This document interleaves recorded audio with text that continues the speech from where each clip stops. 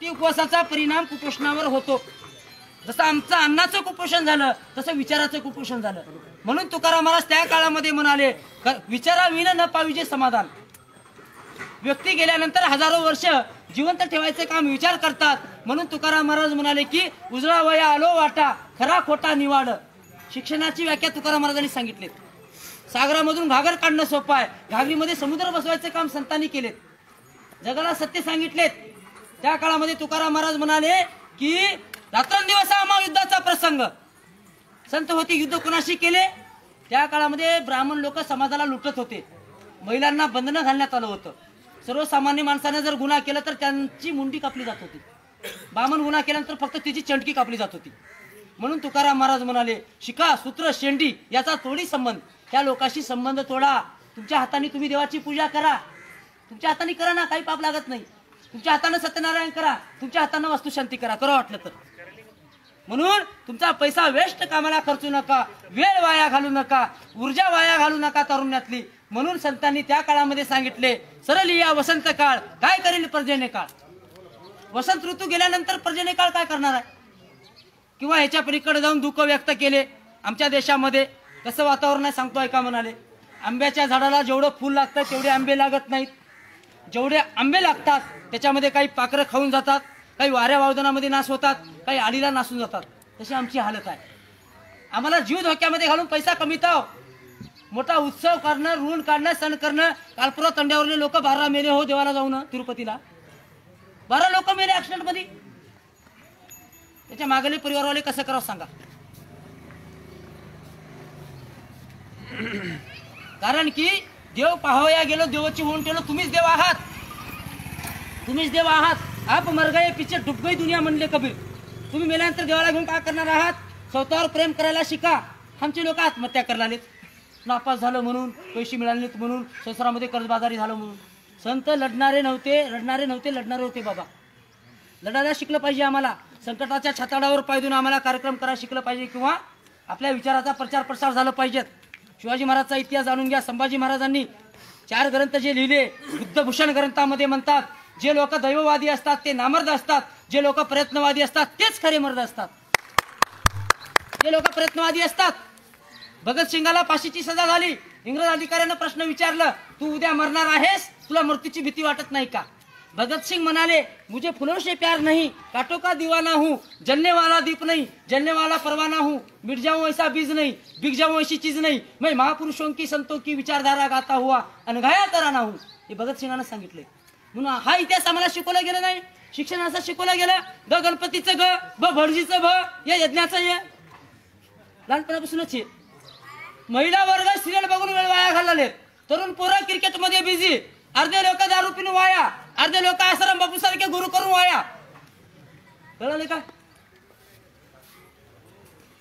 ज्यांच्यापासून प्रेरणा मिळतो तो गुरु, ज्यांच्यापासून प्रेरणा मिळतो तो गुरु, तुम्हाला जो ज्ञान देतो तो गुरु। अशा गोष्टी आहेत। म्हणून गाडगे बाबा म्हणत होते कीर्तनामध्ये, काही लोक थुकण्यामध्ये गेले, काही लोक फुकण्यामध्ये गेले बिड्या, काही लोक दारू पिऊन झुकण्यामध्ये गेले। कीर्तनामध्ये गाडगे बाबा म्हणत होते, बाबांनो तुमचा पैसा, तुमची ऊर्जा, तुमचा जीवन वाया घालू नका। हेच गाडगे महाराज सांगत होते। जे का रंजले गांजले त्याशी म्हणे जो आपुले। एखादी गरीबाचा मुलगा 10वी पास झाला, त्याचा सत्कार करायला शिका। ज्याला अन्न नाही त्याला अन्न द्या, कपडे नाही त्याला कपडे द्या, हे गाडगे महाराज सांगत होते। आणि ऋण काढून सण करू नका, हे संतांनी सांगितले। जे का रंजले गांजले त्याशी म्हणे जो आपुले। त्या काळामध्ये तुकाराम महाराजांनी गोंधू लोकांवर वार केलेत। आज महाराज लोकांची प्रॉपर्टी किती आहे सांगू का? तिकडे औषेकर म्हणून आहे, गैनाथ महाराज औषेकर, 700 एकर जमिनीचे ते मालक आहेत, खरबो रुपयाचे मालक झालेत। हे पैसा त्यांनी मेहनत करून कमिले नाहीत, लोकांकडूनच तुमच्यासारख्या।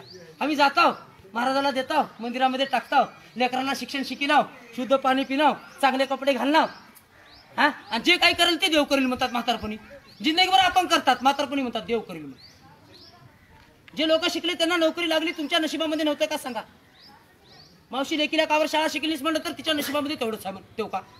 कशाचं नशीब लावलं? तुझं आहे तुझं पाशी, परी तू जागा चुकल अशी। तुका म्हणे लाभ होय तो व्यापार, करा काही फार शिकवावे। तुम्ही शेतकरी आहात, तुम्ही सर्वसामान्य माणसं आहात, आणि तुम्हाला काय मंडळ होता येऊ शकतं, काय मंडळ होता येऊ शकतं। आणि आपण मेल्यानंतर स्वर्ग नरक ह्या भानगडीमध्ये पडू नका. जोपर्यंत तुम्ही जिवंत आहात तोपर्यंत जीवनावर प्रेम करायला शिका आणि जीवन चांगलं जगा. शिक्षणाचं महत्त्व जाणा, विज्ञानाचं महत्त्व जाणा आणि वेदशास्त्र पुराण ह्या पुराणातल्या ज्या गोष्टी आहेत हे तुम्हाला गुलाम करणारे आहेत. पुराणामध्ये काय सांगतात, हे गरीब ब्राह्मण. अरे बाबा, ब्राह्मण कोणती मारवाडी हे कधी गरीब राहत नाहीत. ब्राह्मण कोणती मारवाडी कधी बघला का उसाला गेलेलं, कधी हॉटेलामध्ये काम केलेलं बघितलं का? कथेमध्ये असते हे गरीब मारवाडी, हे गरीब ब्राह्मण. लिहिणारे लोक ते ध्यान ठेवा. आणि अजून चालू आहे सिरियलच्या माध्यमातून. स्वप्नाच्या पलीकडे सिरियल काय आहे, तू माझा सांगा ते सिरियल दाखवलं, त्याच्यामध्ये तुकाराम महाराजाला रडणारे दाखवले. नामदेव महाराज म्हणतात माझा जन्म परभणी जिल्ह्यामध्ये झाला. कात्यामध्ये एका बामणानं पोतीमध्ये लिहून ठेवलं, नामदेव महाराजाचा जन्म पंढरपूरला चंद्रभागेच्या वाळवंटात शिपल्यामध्ये झाला. असल्या कर्मकांड माती मारण्यात आल्या आपल्या. खरं कळू दिलं गेलेलं नाही. म्हणून खरं काय खोटं काय याची समीक्षा झालं पाहिजे. म्हणून हे प्रबोधन आजचं होतं. म्हणून जे काही महापुरुष झाले, तुमच्या आमच्यासाठी संघर्ष केले, त्यांचा संसार संपवले, त्या महापुरुषांचं चिंतन तुम्ही कराल अशी अपेक्षा या ठिकाणी मी व्यक्त करतो. आणि ज्या महापुरुषानं आम्हाला असं सांगण्यात आलं की बाबासाहेबांना तुमच्यासाठी काही केली म्हणून एक डोक्यामध्ये आमच्या घालण्यात आलेला आहे. छत्रपती शिवाजी महाराजांचा अपमान झाला होता, बाबासाहेबांनी मनुस्मृती जाळून बदला घेतलेत. शूद्रपूर्वी कोण होते हा ग्रंथ बाबासाहेबांनी शिवाजी महाराजाला अर्पण केलेत. आणि बाबासाहेबांना देखील तुकारामाचा वारकरी म्हणतात, फुलेचा शिक्षण करी, राजर्षी शाहू महाराजाचा वारसदार आणि तुकारामाचा वारकरी म्हणतात. 1925 ला मुकनायक वरपत्र चालू केल्यानंतर बाबासाहेबांनी कासया धरून मी भिड, निशंक हे तोंड वाजविले, येथे नाही मुक्याची जाण आणि सार्थक नाही हित लाजून. काही लोक म्हणले आता ब्राह्मण सुधारलेत, आता तेवढं काही राहिलं नाही.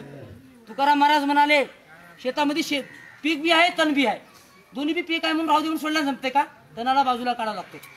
फुले म्हणाले त्या काळामध्ये, फुले म्हणाले या देशामधील समस्या फक्त ब्राह्मणवाद आणि श्रमणवाद. एक काम करणारे लोक, एक आयते खाणारे लोक, एक मेहनत करणारे लोक, एक आयते खाणारे लोक, एक पोत्या पुराण सांगणारे लोक, एक स्वतःच्या जीवनासाठी संघर्ष करणारे लोक, ही समस्या म्हणून फुलेंनी सांगितले. आणि हेच दिनकर जवळकर पाटलांनी देशाचे दुश्मन नावाचा ग्रंथ लिहिलेत, वाचून बघा. सिंधू घाटी सभ्यता का वाचून बघा. तुम्ही वाचल्याशिवाय आम्हाला कळत नाही. ज्ञानेश्वरी बी तुम्ही वाचा बाबा, आणि तुकाराम गाथा बी वाचलं पाहिजेत. सप्त्यामध्ये तुकाराम गाथेचंही पारायण केलं पाहिजे आम्हाला. कारण ज्या महापुरुषाने स्वतःचा संसार सपून, तुकाराम महाराज म्हणाले आज्या मेला पंजा मेला बाप मसना गेला, देखत देखत नातू पंतू तोही तैसा मेला. साप चावलं तर माणूस एकटा मरतो, परी मनुवादाचं ब्राह्मणाचं विष एवढं झरी आहे. आमच्या 3 पिढ्या घरात झाल्या, 3 पिढ्या आमच्या घरात झाल्या ना. हे तुकाराम महाराजांनी सांगितले. काकड्याच्या अभंगात म्हणाले येथे अवघी वाया गेली दिसती सायासे. ऐका, आज तुम्ही ऐकायला लावतो. काही गावामध्ये ऐकायची देखील मानसिकता नाही, लोकांजवळ वेळच नाही. 4 गोष्टी असल्या तर मोबाईल चालतंय, चार्जिंग पाहिजेत, नंबर पाहिजेत, टावर पाहिजेत, बॅलन्स पाहिजेत. आम्ही महापुरुषानंतर जन्माला आलो. महापुरुषांच्या पुस्तका वाचा, कुठेही गेल्यानंतर 4 पुस्तक्या घेऊन या, वाचन करून तुमच्या येणाऱ्या पिढीला चांगलं घडवा आणि घडवाल. समर्थ राष्ट्र निर्माण करण्याकरिता, सक्षम भारत निर्माण करण्याकरिता ह्या विचाराची गरज आहे. म्हणून कबीर देखील म्हणाले घुमती चक्की देख कर देख कबीरा रोया, दो पाटण की बीच में साबित बचानो कोय. या देशामध्ये भांडवलदार वर्गाने आणि शासनकर्ती वर्गाने आम्हा तुम्हाला भरलून काढलेला आहे. एवढं लुटलं की आमच्यापाशी काही राहिलेलं नाही. म्हणून कबीर म्हणाले की कमाल म्हणाला कमाल कहे कबीर को दिल का अपाक होय, जो दाना गिल पकडे वो साबूत बस जाय. येणाऱ्या काळामध्ये बुद्ध, कबीर, फुले, शिवराय, आंबेडकर, तुकाराम, नामदेव, चोखामेळा, कबीर, रैदास, गाडगे महाराज, तुकडोजी महाराज यांच्या साहित्याचं जर तुम्ही वाचन केलं तर तुम्हाला जीवन कळल. जर ज्यांनी साहित्य वाचलं नाही, ज्यांना कळालं नाही, ते मात्र अज्ञानामध्ये जीवन जगतील, हे संतांनी सांगितलेत. आणि एवढ्या या ठिकाणी बोलतो. तुकाराम महाराज अभंगाच्या शेवटच्या चरणात म्हणाले, काय म्हणाले, तू कामने पुढे आम्हा कामान ये ग बाळ उजळाव यालो वाटा. आम्ही तुम्हाला खरं सांगण्याकरिता, चांगल्या वाटा दाखवण्याकरिता आलो आहोत असं संत म्हणाले. एवढं या ठिकाणी बोलतो आणि मी माझ्या वाणीला पूर्ण विराम देतो. हे कार्यक्रम करत असताना समाजाकडून 10-5 रुपये, 50-100 रुपये जे काही मिळाले ते घेऊन शाळेवर, कॉलेजवर मी मार्गदर्शन करतो, प्रबोधन करतो. समाजाकडून समाजाकरिता मी माझ्या पदरचे पैसे घालू शकत नाही, एवढा मी मोठा पण नाही आहे. मला फक्त मी वाचन करतो, निरंतर 6 घंटे वाचन करतो. भरपूर साहित्य माझ्याकडे घरी आहे, वाचन करून समाजाला प्रबोधन करायचं काम करतो। शिवाजी महाराजच्या जयंतीला पश्चिम महाराष्ट्रामध्ये राहतो, गेल्या वर्षी लातूर जिल्ह्यामध्ये होतो, आमदा परभणी जिल्ह्यामध्ये आलो, कीर्तन वगैरे करतो, मी गायन करतो। येणाऱ्या काळामध्ये कधीतरी एकादशीला कीर्तन ठेवा, चांगलं कीर्तन देखील करीन ही गॅरंटी तुम्हाला देतो। मात्र जात असताना तुमच्यानं घडलं तेवढं मला, अहो एखादी गोसाई लोक आले तर दाळदाणे हाणून देतात तिकडं, गोसाई लोक आले तर नेतात का नाही? गोसाई लोक आल्यानंतर मी तर महाराज आहो, खरं सांगणारा महाराज आहो, तुमच्यानं होता होईल तेवढं तुम्ही मला मदत कराल आणि अशी अपेक्षा व्यक्त करतो। जय जिजाऊ, जय शिवराय, जय भारत, जय अहिल्या।